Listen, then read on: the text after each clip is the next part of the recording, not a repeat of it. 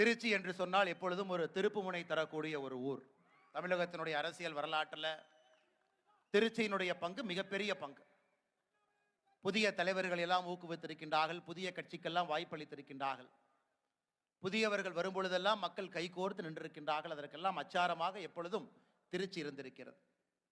அதுபோல் ஒரு அற்புதமான கூட்டம் தமிழகத்தில் அவருடைய தந்தையார் பெருந்தலைவர் ஐயா மூப்பனார் ஐயா எப்படி வாழ்ந்தாரோ அதுபோல் அதே பாதையில் என்னாலும் வாழ்ந்து காட்ட முடியும். அதே போல் ஒரு கட்சியை, ஒரு அற்புதமான தொண்டர்களை கட்டுக்கோப்பாக தமிழகத்தில் இந்த காலத்திலும் கூட ஒரு கண்ணிய மிகுந்த அரசியலை நடத்தி காட்ட முடியும் என்று காட்டிக் கொண்டிருக்கக்கூடிய ஐயா ஜி.கே. வாசன் அவர்கள் தலைமையில் இந்த கூட்டம் அற்புதமாக இங்கே நடந்து கொண்டிருக்கிறது. எனக்கு முன்பு பேசியவர்கள் எல்லாம் அற்புதமான மனிதர்கள், முதியவர்கள், மூத்தவர்கள், அனுபவம் வாய்ந்தவர்கள். காமராஜர் ஐயாவை அருகிலிருந்து பார்த்தவர்கள், மூப்பனார் ஐயாவை அருகிலிருந்து பார்த்தவர்கள். ஒரு நல்ல ஒரு தமிழகம் வர வேண்டும் என்பதற்காக உழைத்து கொண்டிருக்கக்கூடிய தலைவர்கள் எல்லோரும் பேசி அமர்ந்திருக்கின்றார்கள். எனக்கு முன்பாக பேசிவிட்டு அமர்ந்திருக்கக்கூடிய பாட்டாளி மக்கள் கட்சியினுடைய தலைவர், இதற்கு முன்பு மத்திய அமைச்சர், சில விஷயங்களை எல்லாம் செய்ய முடியாது என்பதையெல்லாம் உடைத்து காட்டி, அது 108 ஆம்புலன்ஸாக இருக்கட்டும், குறிப்பாக புகையிலைக்கு எதிராக ஒரு யுத்தத்தை நடத்திவிட்டு இன்னைக்கு தமிழகத்தில் எல்லா இடத்திலும் கூட ஒரு மாற்று அரசியலுக்காக போராடி கொண்டிருக்கக்கூடிய அண்ணன் டாக்டர் அன்புமணி ராமதாஸ் அவர்கள் பேசிவிட்டு அமர்ந்திருக்கின்றார். உணர்ச்சிகரமாக பேசியிருக்கின்றார்கள். எதற்காக மாற்றம் வேண்டும், தமிழகத்தினுடைய இன்றைய நிலைமை எப்படி இருக்கு, மாற்றம் இப்போது வரவில்லை என்றால் எப்பொழுதும் வராது என்பதை ஆணித்தரமாக நடந்து முடிந்த விக்கிரவாண்டி சட்டப்பேரவை தேர்தலை ஒரு உதாரணமாக வைத்து பேசிவிட்டு அமர்ந்திருக்கக்கூடிய டாக்டர் அன்புமணி ராமதாசன் அவர்களே, அதற்கு முன்பாக அம்மா மக்கள் முன்னேற்ற கழகத்தினுடைய பொதுச் செயலாளர் அவரிடம் பேசி பார்த்தீங்கன்னா ஒரு விஷயம் நல்லா தெரியுங்க. The most misunderstood politician of Tamil Nadu அப்படின்னு கேட்டீங்கன்னா அண்ணன் டிடிவி தினகரன் அவர்கள். அவரோடு 1 மணி நேரம் 2 மணி நேரம் யாராவது அமர்ந்து பேசினால் ஒரு விஷயம் தெளிவாக தெரியும். புகழை விரும்பாதவர், வெளிச்சத்தை விரும்பாதவர். 2-3 இடத்திற்கு நாங்கள் 2 ஒன்றாக சென்ற பொழுது அவரை பின்னாடி இருந்து தள்ள வேண்டிய நிலைமை எனக்கு வந்துச்சு. போகவே மாட்டேன்ட்டார், ஸ்டேஜுக்கே போக மாட்டேன் அப்படி. நிறைய படிக்கக்கூடிய ஒரு மனிதர், பண்பானவர், பாசமானவர். அப்படிப்பட்ட அற்புதமான ஒரு தலைவர் அண்ணன் டிடிவி தினகரன் அவர்கள் மிக அற்புதமாக பேசிவிட்டு அமர்ந்திருக்கின்றார்கள். அவர்களுக்கும் என்னுடைய வணக்கத்தை செலுத்தி, பாரதிய ஜனதா கட்சியினுடைய அகில இந்திய தலைவர் திரு ஜே.பி. நட்டாஜி அவர்களுடைய பிரதிநிதியாக விக்கிரவாண்டிக்கு 2 வாரத்திற்கு முன்பு வந்திருந்தார்கள். இன்று திருச்சிக்கு ஓடோடி வந்திருக்கின்றார்கள். என்னுடைய அன்பு தலைவர் ஜி.கே. வாசன் அவர்கள் நடத்தக்கூடிய கூட்டத்திற்கு நான் வரவில்லை என்றால் அது மாபெரும் சரித்திர தவறாகிவிடும் என்று இந்த ஒரு கூட்டத்திற்காக வந்திருக்கக்கூடிய அண்ணன் பொங்குலெட்டி சுதாகர் ரெட்டிஜி அவர்களே, என்னுடைய அரசியல் ஆசான் என்று சொல்லுவேன். அவர் வைக்கக்கூடிய பரீட்சையில் பாஸ் பண்றது ரொம்ப கஷ்டங்கய்யா. அவரை போலவே மற்றவரும் இருக்க வேண்டும் என்று நினைக்கக்கூடிய ஒரு மனிதர் காமராஜர் மக்கள் கட்சியினுடைய தலைவராக இருக்கக்கூடிய ஐயா தமிழருவி மணியன் அவர்கள். அவர் பேசிட்டாரு, நம்ம கை தட்டிட்டோம், எல்லாருமே ரசிச்சோம், அற்புதமா பேசினாருன்னு அமர வைத்திருக்கின்றோம்.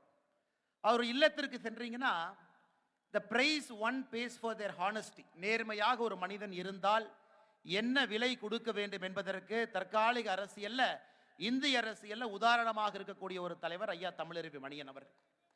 அவருடைய புத்தகம் வழிபோக்கனுடைய வாழ்க்கை பயணம் புத்தகத்தை படிச்சிருப்பீங்க, சில பேர் படிக்காம இருக்கலாம்.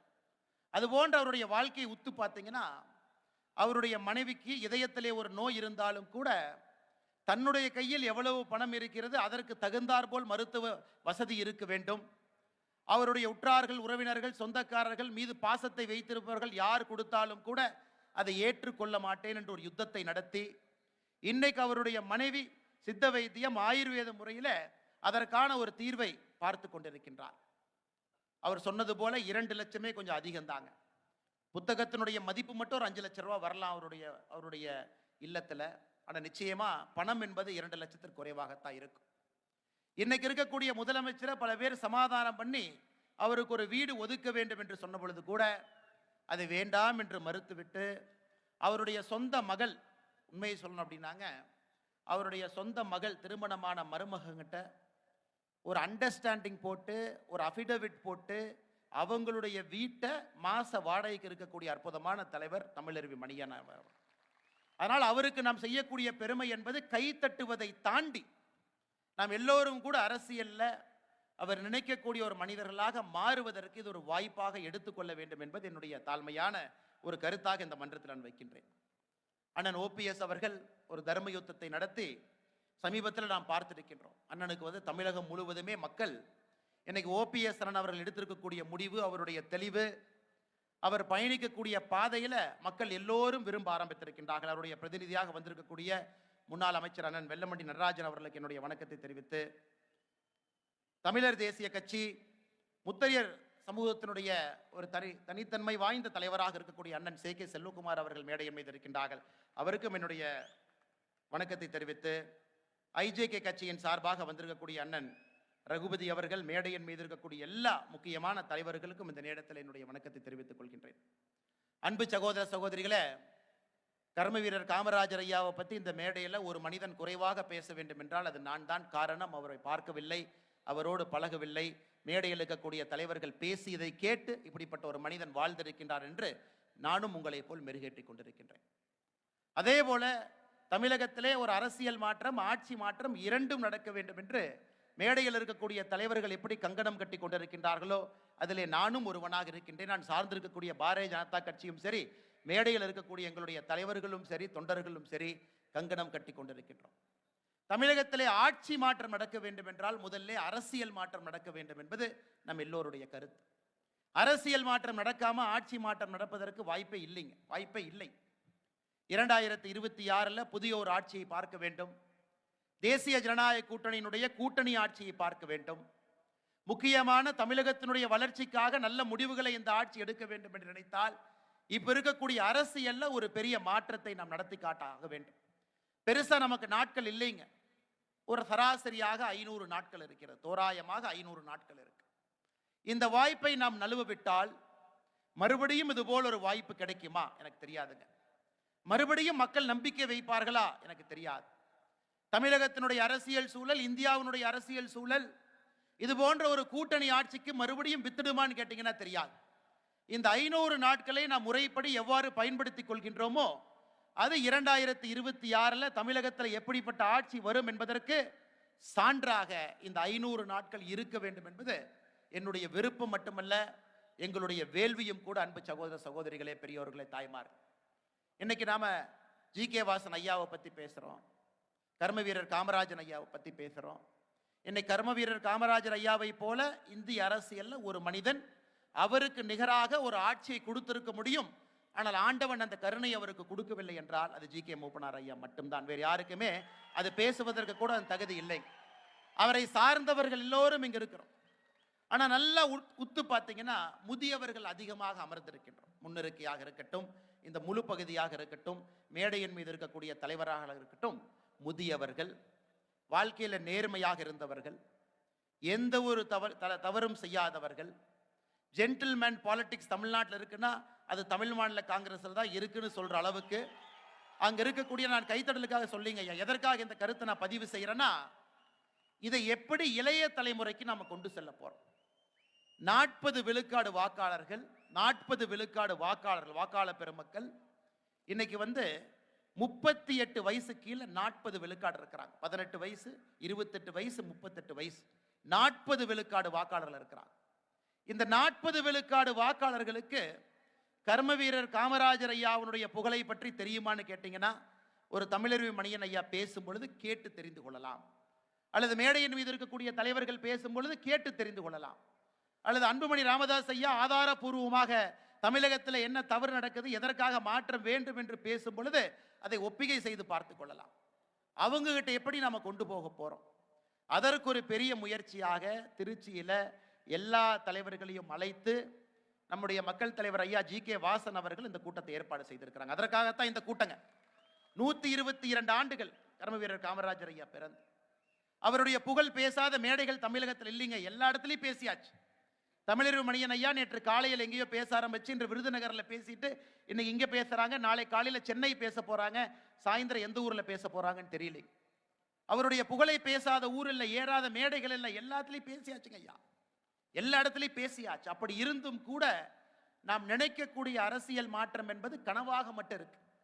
இன்னைக்கு எந்த அளவுக்கு தைரியம் ஆயிடுச்சுன்னா பாருங்க, திமுக சார்ந்து இருக்கக்கூடிய கூட்டணியில் இருக்கக்கூடிய தலைவர்கள் தைரியமா சொல்ல ஆரம்பிச்சுட்டாங்க, நடப்பது கர்ம வீரர் காமராஜர் ஐயாவுடைய ஆட்சின்னு சொல்லும் அளவுக்கு தைரியம் வந்திருக்கு. அதனால் நாம் இதை புரிந்து கொள்ள வேண்டும். அன்பு சகோதர சகோதரிகளே, இந்த 500 நாட்கள் என்பது வேள்வியாக நாம் வாழ வேண்டிய காலம். இது வேறு வழி இல்லை. காரணம், ஒரு குறியீட்டிலும் கூட தமிழகம் பின்னாடி போக ஆரம்பிச்சிருச்சு. எனக்கு முன்னாடி பேசின தலைவர்கள் சொன்னாங்க, கர்ம வீரர் காமராஜர் ஐயா அவர்கள் அவருடைய ஆட்சி காலத்தில் 9 ஆண்டுகள்ல பூட்டி கிடந்த 6000 பள்ளிகளை திறந்தாங்க. 20,000க்கு மேற்பட்ட புதிய பள்ளிகளை உருவாக்குனாங்க. ஆட்சிக்கு வந்த பொழுது வெறும் 53 கல்லூரியில 39,000 மாணவர்கள் படிச்சாங்க. 9 ஆண்டுகள்ல அந்த 53 கல்லூரிகளை 63 கல்லூரிகளாக மாற்றி அதில் 49,500 மாணவர்கள் படிக்கும் அளவுக்கு அதை உயர்த்தி காட்டினாங்க. 9 அணைகள் கட்டியிருக்கின்றார்கள். 9 அணைகள் இன்னைக்கும் நல்லா இருக்கு. தமிழர் மணியன் ஐயா சொன்னாங்க, கலைஞர் கருணாநிதி அவர்கள் உருப்படியாக கட்டின ஒரே ஒரு அணை குடவனார் அணை மட்டும்தான். அதுவும் கூட அடிச்சு போயிருச்சு. அந்த அணையும் இன்னைக்கு இல்லை என்கின்ற வார்த்தையை மேடையில் இருக்கும்போது சொன்னாங்க. இதெல்லாம் ஒரு பக்கம் கம்பேரிட்டிவ் ஸ்டாட்டிஸ்டிக்ஸ், இதெல்லாம் இருக்கு. ஆனா இன்னைக்கு தமிழகத்தினுடைய நிலையை பாருங்க ஐயா. 37,000 அரசு பள்ளிகள் இருக்கிறது. அதிலே 4,500 அரசு பள்ளிகள்ல தலைமை ஆசிரியர்கள் கிடையாது. 37,000 பள்ளியில 4,500 அரசு பள்ளிகள்ல தலைமை ஆசிரியர்கள் கிடையாது. 19,260 ஆசிரியர் பணியிடங்கள் இன்னைக்கு காலியா இருக்குதுங்க. இன்னைக்கு புள்ளி விவரத்தை எடுத்துக்கிட்டீங்கன்னா 19,260 ஆசிரியர் பணி. 10,000 பள்ளிக்கூடத்தினுடைய கட்டடங்கள் சிதிலமடைந்திருக்கிறது என்று 3 ஆண்டுகளுக்கு முன்பு பட்ஜெட் கூட்டத்தொடரில் தமிழகத்தினுடைய அமைச்சர் ஒப்புக்கொண்டிருக்கின்றார். 10,000 பள்ளிக்கூடங்கள் சிதிலமடைஞ்சிருக்கு. ஆனா இத்தனை காலமாக எத்தனை பள்ளிக்கூடங்கள் இந்த 3 ஆண்டுகளில் கட்டி இருக்கின்றார்கள், புதுப்பித்திருக்கின்றார்கள் என்கின்ற கணக்கு நம்ம யாருக்கிட்டையுமே இல்லைங்க ஐயா. தொடர்ந்து பேசிக்கிட்டே போலாம். காமராஜர் ஐயாவுடைய காலம் என்னைக்கு, இன்னைக்கு தமிழகம் எப்படி இருக்குன்னு பாருங்க. இன்னைக்கு இந்தியாவுடைய வளர்ச்சி பிரதேசமாக கிட்டத்தட்ட 45 ஆண்டுகள் இந்தியாவுடைய 2வது பெரிய பொருளாதார மாநிலமாக இருந்த தமிழகம் இன்னைக்கு 3வது இடத்துக்கு போயிருக்கோம். 2வது இடத்திற்கு உத்தரப்பிரதேசம் வந்திருக்கின்றார். 2029 முடியும் பொழுது தமிழகம் உறுதியாக இன்னைக்கு இருக்கக்கூடிய நிலைமை எடுத்தீங்கன்னா 5வது இடத்திற்கு சென்றிருப்போம். 45 ஆண்டுகள் தக்க வைத்த 2வது இடத்தை விட்டு கொடுத்து 2029 முடியும் பொழுது 5வது இடத்திற்கு பொருளாதாரத்திலே செல்ல ஆரம்பிக்கின்றோம். அப்படி இருக்கும் பொழுது நம்முடைய குழந்தைகள் வாழக்கூடிய தமிழகம் எப்படி இருக்கும் என்கின்ற சிந்திச்சு பார்த்தீங்கன்னா பயமா இருக்கு, கவலையா இருக்கு. இந்த நம்முடைய தமிழ்நாடு என்ன ஆகும் என்று நினைக்கும் பொழுது படபடப்பு வந்து விடுகிறது. எந்த குறியீட்டு எடுத்து பார்த்தாலும் கூட கீழே போக ஆரம்பிச்சிட்டோம். வெளிநாட்டிலிருந்து வரக்கூடிய முதலீடு இன்னைக்கு இந்தியாவில் 6வது இடத்தில் இருக்கின்றோம். மாணவர்களுடைய கற்கும் திறன் 5ஆம் கிளாஸ் 8ஆம் கிளாஸ் கற்கும் திறன் எடுத்துக்கிட்டீங்கன்னா தென்னிந்தியாவில் கடைசி இடத்தில் இருக்கின்றோம். அது கேரளாவாக இருக்கட்டும், புதுச்சேரியாக இருக்கட்டும், கர்நாடகாவாக இருக்கட்டும், ஒன்றுபட்ட ஆந்திர பிரதேசாக இருக்கட்டும், தென் இந்தியாவில் கடைசி இடத்துல இருக்கிறோம். இன்னைக்கு இப்படிப்பட்ட தமிழகத்தை உருவாக்கிவிட்டு நாங்கள் கொடுப்பது கர்ம வீரர் காமராஜர் ஐயாவுடைய ஆட்சி என்று மார்த்தட்டினால் நீங்க என்ன சொல்லுவீங்க? நீங்க சொல்லுங்க. எனக்கு அதையெல்லாம் தாண்டி ஒருபடி போயிட்டாங்க. சத்தியமூர்த்தி பவன் அதனுடைய மாட்சி எப்படி இருந்தது பாருங்க. கர்ம வீரர் காமராஜர் ஐயா சென்ற இடம், அமர்ந்த இடம், மாபெரும் தலைவர்கள் சென்ற இடம், ஐயா மூப்பனார் ஐயா அவர்கள் வாழ்ந்த சென்று இருந்த இடம், அண்ணன் ஜி.கே. வாசன் அவர்கள் தமிழகத்தினுடைய தலைவராக சத்தியமூர்த்தி பவனில் இறந்த இடம். இன்னைக்கு சத்தியமூர்த்தி பவனுடைய நிலைமை என்ன, காங்கிரஸ் கட்சியினுடைய தலைவர் எப்படிப்பட்டவர் என்பதை கடந்த 10 நாட்களாக நாம் பேசிக்கிட்டே இருக்கிறோம். யார் வந்திருக்கிறாங்க, என்ன செஞ்சிருக்கிறாங்க, எப்படிப்பட்ட குற்றம் புரிந்தவர்கள்லாம் இன்னைக்கு காங்கிரஸ் கட்சியினுடைய தலைவராக இருக்கிறாங்க. அந்த கட்சியில் இருக்கக்கூடிய அண்ணன் ஈவி.கே.எஸ். இளங்கோவன் அவர்கள் அப்படிப்பட்ட தலைவரை வைத்துக் கொண்டு மார்த்தட்டி கொண்டிருக்கின்றார்கள். நடக்கக்கூடிய ஆட்சி கர்ம வீரர் காமராஜர் ஐயாவுடைய ஆட்சி. அதனால்தான் அன்பு சகோதர சகோதரிகளே, இந்த வாய்ப்பை நழுவு விட்டால் திரும்ப இந்த வாய்ப்பு வருமானு கேட்டீங்கன்னா நிச்சயமாக கிடையாது. 1967 தேர்தல் களத்தில் திராவிட முன்னேற்ற கழகம் 6 கட்சிகளை இணைத்து கர்ம வீரர் காமராஜர் ஐயாவை வீழ்த்த வேண்டும் என்று திட்டம் போட்டு களத்தில் வந்தாங்க. அன்னை கர்ம வீரர் காமராஜர் ஐயா அவர்கள் ஒரே ஒரு வார்த்தையை மட்டும்தான் சொன்னாங்க. ஓட்டரசியலுக்காக ஒரு கட்சியை இணைத்து அதை கூட்டணி என்று சொல்வதற்கு எனக்கு விருப்பம் இல்லை என்று சொன்னார். தனியாக என்னுடைய கொள்கைப்படி நான் சந்தித்து வெற்றியோ தோல்வியோ பார்த்துக் கொள்கின்றேன் என்று. அவருக்கு எதிர்ப்புறத்திலே 6 கட்சிகள் ஒன்றாக இருந்து இன்னைக்கு அதே தான் இந்தியாவில் இந்தி கூட்டணி அதையே திரும்ப செய்து ஆரம்பித்திருக்கின்றார். எல்லா கட்சிகளும் யாராக இருந்தாலும் கூட நாங்கள் ஒன்றாக வைத்துக் கொள்வோம். எங்களுடைய ஒரே ஒரு குறிக்கோள் மோடி எதிர்ப்பு மட்டும்தான். பிரதமர் மோடி அவர்களை எதிர்ப்பதற்காக ஒரு கூட்டணி, அதற்காக தலைவர். பாரதிய ஜனதா கட்சி விமர்சனம் செய்யக்கூடிய முதலமைச்சர் ஸ்டாலின் அவர்கள், உதயநிதி ஸ்டாலின் அவர்கள் என்ன சொல்லுவாங்கன்னா, பிஜேபி கட்சி அம்பானி அதானிக்கான கட்சி, அவர்களுக்காக ஆட்சி பண்றேன் தான் 2024 தேர்தல் முழுவதுமே பரப்புரை செய்தார். ஆனா அன்னைக்கு அம்பானி குடும்பத்தில் நேற்று கல்யாணத்துக்கு முதல் ஆளாக ஓடி சென்றது உதயநிதி ஸ்டாலின் தனி விமானத்துல. அதுவும் கூட உங்களுக்கு தெரியும், கல்யாணத்துக்கு செல்வது தவறு கிடையாதுங்க. ஆனா உள்ளே ஒன்று வைத்துக்கொண்டு புறம் ஒன்று பேசுவது திராவிட முன்னேற்ற கழகத்தினுடைய கொள்கையாக இத்தனை ஆண்டு காலமாக இருக்கு. அதற்கு நேத்து ஒரு சாட்சி. போன வாரம் அதானி அவர்கள் தமிழகத்திற்கு வந்தாங்க. 3 மணி நேரம் மட்டும் தமிழகத்தில் இருந்தாங்க. அவரை முறையாக யாரை சந்தித்திருக்க வேண்டும்? முதலமைச்சரை சந்திச்சிருந்தார் நியாயம், தலைமைச் செயலாளரை சந்திச்சிருந்தார் நியாயம், முதலமைச்சருடைய பிரதிநிதியாக ஒரு மூத்த அமைச்சரை சந்தித்திருந்தால் நியாயம். ஆனால் லீலா பேலஸ் ஹோட்டல்ல அவர் சந்தித்தது யார் என்றால், முதலமைச்சருடைய மருமகனாக இருக்கக்கூடிய சபரீசனை சந்தித்து விட்டு திரும்பி சென்றிருக்கின்றார். அதனால் இந்த கட்சிக்கும் கர்ம வீரர் காமராஜர் ஐயாவுக்கும் செருப்புக்கு கீழே இருக்கிற தூசிக்கு கூட அவங்க இணையா இருக்க மாட்டாங்க ஐயா. ஆனா பேசுவதெல்லாம் இது போன்ற ஒரு பேச்சாக தொடர்ந்து பேசிக் கொண்டிருக்கின்றார்கள். அன்பு சகோதர சகோதரிகளே, எப்பொழுதுமே அன்புமணி ராமதாசன் நான் பேசுற விஷயத்தை இன்னைக்கு நான் கையில் எடுக்கிறேங்க ஐயா. என் கையில ஒரு புகைப்படம் இருக்குதுங்க ஐயா. என் கையில ஒரு புகைப்படம் இருக்கு. இந்திய நம்முடைய மேப்புங்க ஐயா, அது நம்முடைய வரைபடம். இதை முழுமதியா பார்த்தீங்கன்னாங்க ஐயா, இதை வேற வேற கலர்ல வச்சிருக்கிறாங்க. வேற வேற கலர்ல இருக்குதுங்க ஐயா. வேற வேற கலர், ஆரஞ்சு கலர்ல இருக்குது. இதை பாருங்க ஐயா, மஞ்சள் கலர்ல இருக்கு. இது சிவப்பு கலர்ல இருக்கு. இது ஒரு குறியீடு. ஒரு வாரத்திற்கு முன்பு நம்முடைய மத்திய அரசு நித்தி ஆயோக் ஒரு டேட்டா வெளியிட்டிருக்கிறார். இன்னைக்கு இந்தியாவில் ஒரு சராசரியாக ஒரு தனி மனிதன் குடிக்கக்கூடிய தண்ணீரின் அளவு எவ்வளவு வேணும்? பிரச்சனையே இல்லாம ஒரு தனி மனிதனுக்கு ஒரு ஆண்டுக்கு 1700 மீட்டர் கியூப் தண்ணி வேணுங்க. பிரச்சனையே இல்லாம குடிக்கிற தண்ணி.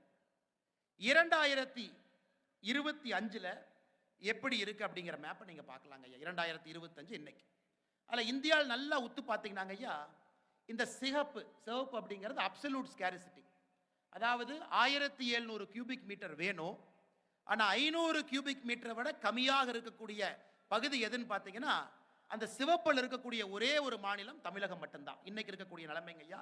2025 கிட்டத்தட்ட இன்னைக்கு 16 மாவட்டங்கள் அந்த குறியீட்டில் இருக்கிறாங்க. 2050 எப்படி இருக்கும் என்று ஒரு யூகம் கொடுத்திருக்கிறாங்க. மறுபடியும் இந்தியாவுடைய வரைபடத்தை பாருங்க. இந்த சிகப்பு எங்க இருக்குன்னு மட்டும் உத்து பாருங்க ஐயா. சிகப்பு என்பது தமிழகம் முழுவதுமே இருக்கு. 2050 38 மாவட்டங்கள் இருக்கக்கூடிய தமிழகத்தில் 36 மாவட்டத்தில் குடிப்பதற்கு சராசரியாக தமிழ்நாட்டில் இருக்கக்கூடிய ஒரு மனிதனுக்கு 1/3 பங்கு தண்ணீர் மட்டும்தான் கிடைக்கும் என்பது நித்தி ஆயோக்கினுடைய ஆய்வறிக்கை போன வாரம் கொடுத்ததுங்க ஐயா. இந்தியாவில் எந்த மாநிலமும் கூட சிவப்பு என்பதற்கே போகல. இதற்கு காரணம் என்ன என்பதை நீங்கள் யோசிக்க வேண்டும். இதற்கு காரணம், ஒரு விஷயத்தை நாம் நன்றாக புரிந்து கொள்ள வேண்டும் என்றால், காமராஜர் ஐயா 9 அணையை கட்டினாங்க, கருணாநிதி ஐயா 1 அணையை கட்டினாங்க, அது அடிச்சுட்டு போயிருச்சு. இன்னைக்கு எங்க போனாலும் கூட தேர்தல் பிரச்சாரத்தில் மக்கள் வைக்கக்கூடிய கொள்கை, காமராஜர் ஐயா காலத்தில் அந்த கால்வாயை வெட்டிட்டாங்க, நீங்க இதை ஒரு 100 கிலோமீட்டருக்கு எக்ஸ்டெண்ட் பண்ணுவேன்னு உங்க தேர்தல் வாக்குறுதியில் கொடுங்க, அல்லது நீங்க மத்திய அரசுக்கு சொல்லி இதை இன்னும் ஒரு 200 கிலோமீட்டருக்கு இழுக்கிறேன்னு சொல்லுங்க. இன்னைக்கு தமிழகத்தில் எங்கே சென்றாலும் கூட காமராஜர் ஐயா கட்டியிருக்கிறாங்க, கொஞ்சம் அதை முன்னாடி கொண்டு போங்க. காமராஜர் ஐயா அவர்கள் தன்னுடைய ஆட்சி அவரே வேண்டாம் என்று விட்டு சென்ற பொழுது தமிழகத்தில் விவசாயம் நடைபெற்றதற்கான எத்தனை லட்சம் ஏக்கர்ல விவசாயம் நடந்ததுனாங்க? 70 லட்சம் ஹெக்டர்.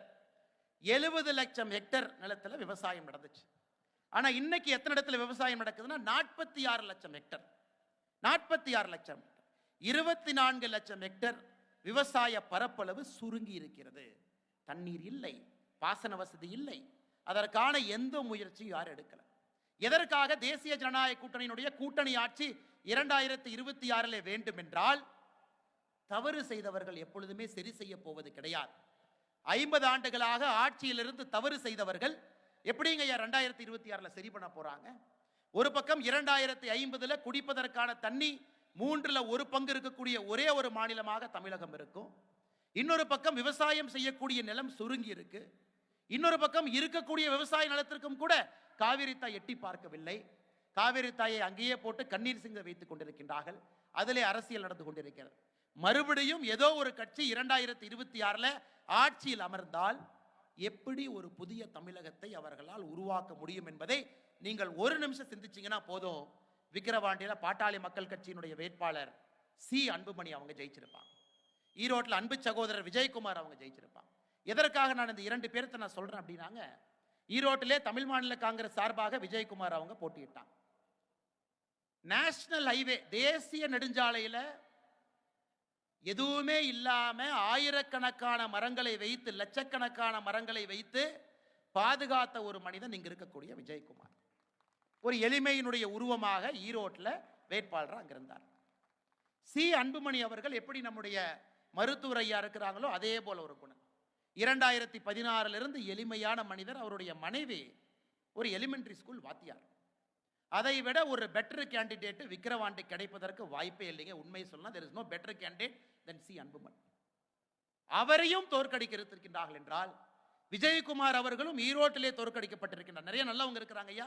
2 பேரும் முன்னாடி இருக்கிறனால அண்ணன் பேரும் சி அன்புமணி அண்ணன் பேர் இப்ப பார்த்தாலும் நான் சொல்றேங்க ஐயா. ஒரு நிமிடம் தமிழகத்தினுடைய மக்கள் இதான் பிரச்சனை, 50 ஆண்டுகளாக பிரச்சனையை உருவாக்கியவர்கள் எப்படி சரி செய்வார்கள் என்று ஒரே ஒரு நிமிஷம் சிந்திச்சா ஓட்டிங் பேட்டர்ன் மாறிடும் ஐயா. ஓட்டு போடக்கூடிய தன்மை மாறிவிடும். இந்த பட்டி அரசியல் தேவையில்லை.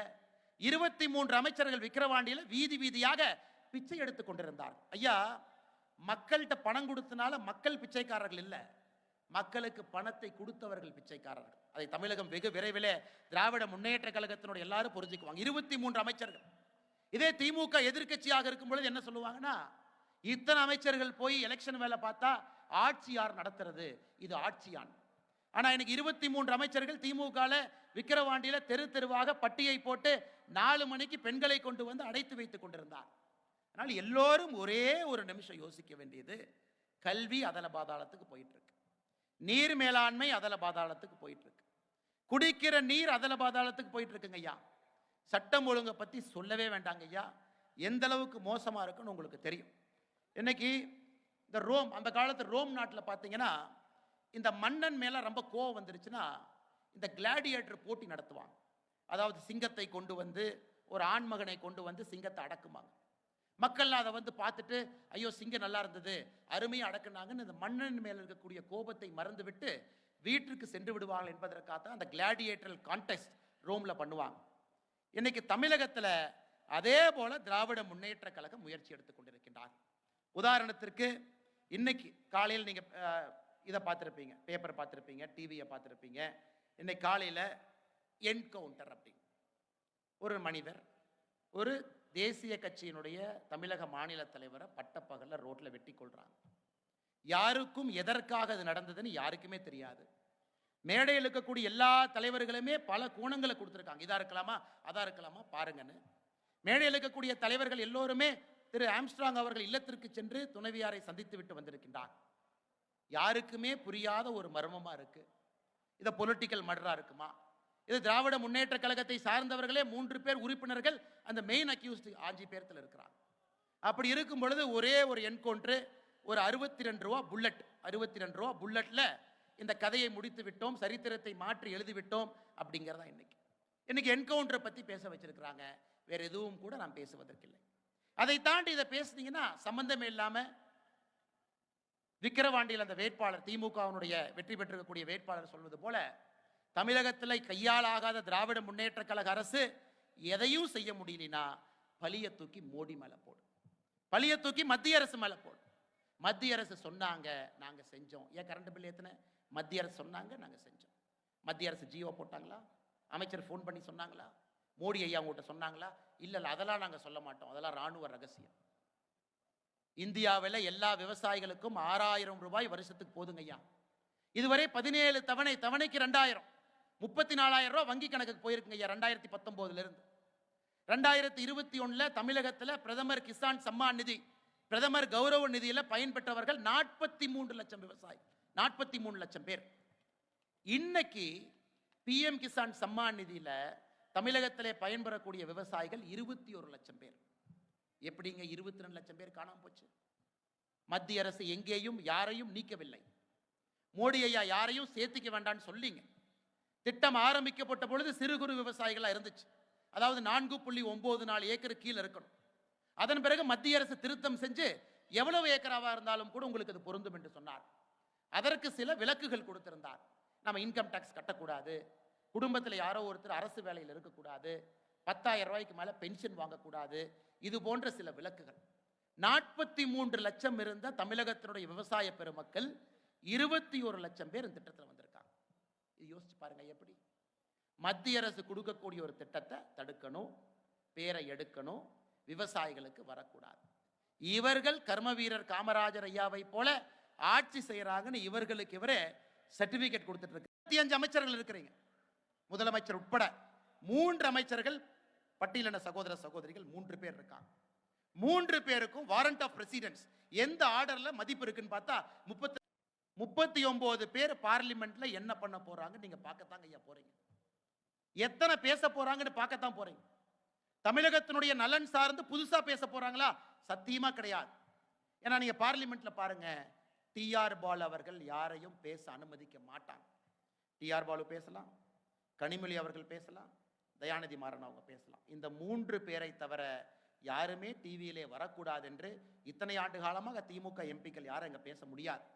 அதே போல்தான் மறுபடியும் இருக்கும். அந்த 3 பேரும் பேசுறது தமிழக மக்களுடைய கொள்கைக்கு எதிராக அங்க பேச போறாங்க. ஆனா சம்பந்தமே இல்லாம ஓட்டு போட்டு அனுப்பிச்சிருக்கிறோம். அதனால இங்க இருக்கக்கூடிய அன்பு சகோதர சகோதரிகளே, இன்னைக்கு அரசியல்ல நேர்மையான வழியில பயணம் செய்யறது ரொம்ப கஷ்டங்கய்யா. நான் உண்மையாலுமே மனம் நொந்து நான் சொல்லுகின்றேன். நான் அரசியல்ல ஒரு மாற்றத்தை கொடுக்க வேண்டும், நம்மால் ஒரு மாற்றத்தை நம்முடைய காலத்தில் பார்க்கணும். நிச்சயமாக அடுத்த கட்ட தலைமுறைக்கு நல்ல ஒரு அரசியல் கொண்டு வரணும். ஆனா இன்னைக்கு தமிழகத்தினுடைய அரசியல் பார்த்தீங்கன்னா, இந்தியாவினுடைய வேர்ஸ்ட் பாலிடிக்ஸ் இருப்பது தமிழகத்தில். பீகாரை பார்த்து, யூபியை பார்த்து தரைகுறைவாக இங்க இருக்கக்கூடிய திமுக காரங்க பேசுவாங்க. ஐயா 50 ரூபா கூட வாங்க மாட்டாங்க ஓட்டு போடுறதுக்கு, 50 ரூபா கூட வாங்க மாட்டாங்க. உத்தரப்பிரதேசத்துக்கு போங்க, பீகாருக்கு போங்க, 50 ரூபாய் கூட வாங்க மாட்டாங்க. அங்க எலெக்ஷன் செலவு பார்த்தீங்கன்னா, எலெக்ஷன் கமிஷன் நிர்ணயிக்கக்கூடிய 94 லட்சம் ரூபாய் லோக்சபாக்கு வச்சிருக்கிறாங்கன்னா, உங்களுக்கு 10 லட்சம் ரூபாய் கூட பீகார் யூபியில் செலவாகாதுங்க ஐயா. சுவர் விளம்பரத்துக்கு மட்டும்தான் செலவாகும், வேற எதுக்குமே செலவாகாது. தமிழகத்தினுடைய அரசியல் களத்தை பாருங்க. இங்க இருக்கக்கூடிய யாராவது ஒரு இளைஞன், சாதாரணமான ஒரு மனிதன், நடுத்தர குடும்பத்திலே பிறந்து, இல்ல நானும் அரசியல்ல போய் ஒரு மாற்றத்தை கொடுக்க வேண்டும் யாராச்சும் தப்பி தவறி வந்துட்டீங்கன்னா, உங்களுக்கும் தமிழருவி மையன் ஐயாவுடைய நிலைமை தான் ஏற்படும். ஐயா வச்சுக்கிட்டே நான் சொல்றேன். ஏன்னா ஐயா வரை அதை தைரியமாக சகித்து கொண்டு அதை ஏத்துக்கிட்டாங்க. ஒரு நேர்மைக்கு கிடைத்த பெரிசாக தமிழருவி மைய ஐயாவும் ஏத்துக்கிட்டாங்க. என்னாலும் பார்த்துக்கலாம், என்ன நடந்தாலும் நடப்பது நன்மைக்கேன்னு ஏத்துக்கிட்டாங்க. ஆனா இன்னைக்கு தமிழகத்தினுடைய இப்ப இருக்கக்கூடிய சூழல் மாறாதவரை நாம் பெரிய தவறு செய்கின்றோம், சரித்திரத்திலே ஒரு பிழையை செய்கின்றோம், நல்ல ஒரு ஆட்சியை கொடுப்பதற்கு பெரிய தடுமாற்றத்தில் நின்று கொண்டிருக்கின்றோம். இதற்கு ஒரே ஒரு மருந்து தாங்க ஐயா, தனி மனிதனுடைய சிந்தனை. ஒரே ஒரு நிமிஷம் ஒரு தனி மனிதன், நான் எங்க இருக்கேன், என் வீடு எப்படி இருக்கு, என் தெரு எப்படி இருக்கு, என் சமுதாயம் எப்படி இருக்கு, நான் வாழுகின்ற என்னுடைய தமிழ்நாடு எப்படி இருக்குன்னு ஒரு நிமிஷம் சிந்திச்சாங்கன்னா போதும், தமிழகத்தில் நிச்சயமாக அந்த அரசியல் மாற்றம் வரும். அந்த ஒரு நிமிஷம் சிந்திக்க விடாமத்தான், அந்த ஒரு நிமிஷம் சிந்திக்க கூடாதுன்னு தான் இந்த டிராமா. 45,000 கோடி டாஸ்மாக்ல வருமானம் ஏன்? குடியிலே வைத்திருக்க வேண்டும், யாரும் சிந்திக்க கூடாது. அதுக்கு தான். எதற்கு வார வாரம் படம், எதற்கு வார வாரம் இசை வெளியீட்டு விழா சன் டிவியில, எதற்கு இத்தனை ஆடல் பாடல் ஆர்ப்பாட்டம்? எதுக்குங்க ஐயா? எதுக்கு ஐயா வார வாரம் ஒரு புதிய பிரச்சனையை தமிழக அரசியலை கிளப்புறாங்க? ஒரு நிமிஷம் மக்கள் சிந்தித்து விடக்கூடாது என்பதற்காக. தப்பி தவறி மக்கள் ஒரு நிமிஷம் சிந்திச்சுட்டாங்கன்னா தமிழகத்தினுடைய அரசியல் மாற்றம் வந்துவிடும் என்பது எல்லோருக்கும் தெரியும். அதற்காகத்தான் இத்தனை நடந்து கொண்டிருக்கிறது. ஆனால் நம்முடைய கடமை, இந்த நிகழ்ச்சிக்கு நாம் வந்திருக்கின்றோம், எல்லோரும் பங்கேற்றிருக்கின்றோம். நாம் எல்லோரும் கர்ம வீரர் காமராஜர் ஐயாவுடைய புகழை பற்றி பேச போறோம். எல்லோரும் பட்டி தொட்டி எல்லாம் எடுத்து செல்ல போகின்றோம். அது ஒரு பக்கங்க ஐயா. நம்முடைய வேலை ஒரு மனிதனையும் சிந்திக்க வைக்கிறதுங்க ஐயா. தயவு செஞ்சு சிந்திக்க வைக்கணும். இதுல பாருங்க ஐயா, இன்னைக்கு நாம தேசிய ஜனநாயக கூட்டணியாக இருக்கும் பொழுது எந்த தொண்டனாக இருந்தாலும் இன்னொரு கட்சிக்கு நாம் விட்டு கொடுத்து பழக வேண்டும். அது பாரதிய ஜனதா கட்சியாக இருந்தாலும், மற்ற கட்சி நண்பர்களாக இருந்தாலும். தமிழ் மாநில காங்கிரசினுடைய தலைவர்கள் நம்முடைய அலுவலகத்துக்கு வந்த பொழுது சொன்னேன், ஐயா ஒரு உயிராக மாற ஆரம்பித்திருக்கின்றோம், ஒரு மூச்சாக பயணம் செய்ய முடிவெடுத்திருக்கின்றோம். இல்லை என்னங்க ஐயா, உங்களுக்காக சில விஷயத்தை நாங்கள் விட்டு கொடுக்கின்றோம், எங்களுக்காக சில விஷயத்தை நீங்க விட்டு கொடுக்குறீங்க. நாம் எல்லோரும் இருப்பது ஒரு நேர்கோட்டில் தமிழக மக்கள் நன்றாக இருக்க வேண்டும் என்று வந்தது பிறகு இல்லை பெரியவங்க சின்னவங்க யாருங்க ஐயா. அதனால் கொள்கை முக்கியம்தான். அதில் எதுவுமே இல்லை. நான் அந்த காலத்து மாதிரிங்க வேட்டி இடுப்பு துண்டு நான் பேச போறதில்லை. எந்த கட்சியாக இருந்தாலும் கூட இந்த கூட்டணி வலிமையாக இருக்கணும். வளமான ஒரு தமிழகத்தை உருவாக்க வேண்டும் என்று நாம் நினைத்தால் தொண்டர்கள் பரஸ்பரம் நாம் ஒரு உயிராக ஒரு மூச்சாக மாற வேண்டும். அது மாறும் பொழுது நமக்கு கிடைக்கக்கூடிய சக்தி மாபெரும் சக்தி. இந்தியாவில் இந்த மாதிரி எக்ஸ்பெரிமெண்ட் நடத்தது இல்லைங்க ஐயா. இது ஒரு மிகப்பெரிய சோஷியல் இன்ஜினியரிங். இந்த மேடையில் மிகப்பெரிய எக்ஸ்பெரிமெண்ட்.